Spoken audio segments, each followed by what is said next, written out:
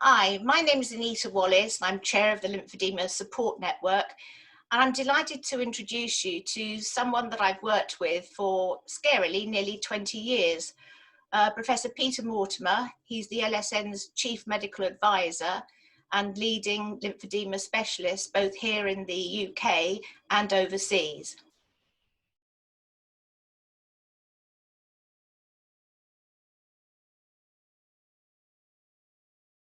So the final question, is there any progress being made, and why are we so far behind? Well, I presume the progress refers to treatment, and I think that comes back to the research question and developing new treatments and having a critical mass of clinical and research scientists involved and interested in lymphedema.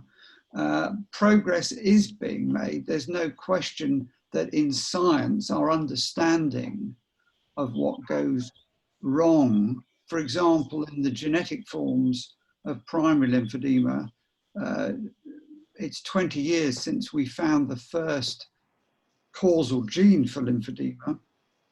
And since then, the royal we've discovered a lot of genes causing lymphedema, and that's helped us understand the mechanisms of why that type of lymphedema develops and gives us a target to go for when it comes to new treatments. So progress is definitely being made in terms of recognition of the gene causes of lymphedema and knowing of the lots of different types. So that progress is being made there, but it hasn't quite translated into better treatments yet, but it will do.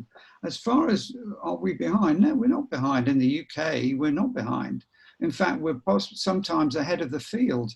Certainly, I wouldn't say we're behind America, where everybody thinks everything's rosy, apart from Donald Trump. And we're not behind America at all. It may be that we're behind in terms of the provision of accepted and proven treatments in the UK, but that's that relates to NHS funding and provision of treatment centres throughout the UK. And at the moment, that's rather dependent on local interest and who wants to actually become a lymphedema therapist. So I think we might be a bit behind. But if I compare ourselves with France or Germany, for example, they'd have 10 times the number of therapists that we have in the UK. So we are behind in that regard, but not in any other way. But if you attended a clinic in Germany, would you need to pay for that yourself? Well, it depends on what the health insurance situation is there. But yes, most countries do have some sort of private insurance cover for them. They haven't got it free at the point of delivery. No. But often there's more money. Germany, for example, spends a lot more on lymphedema treatment than we do. Yes, yeah.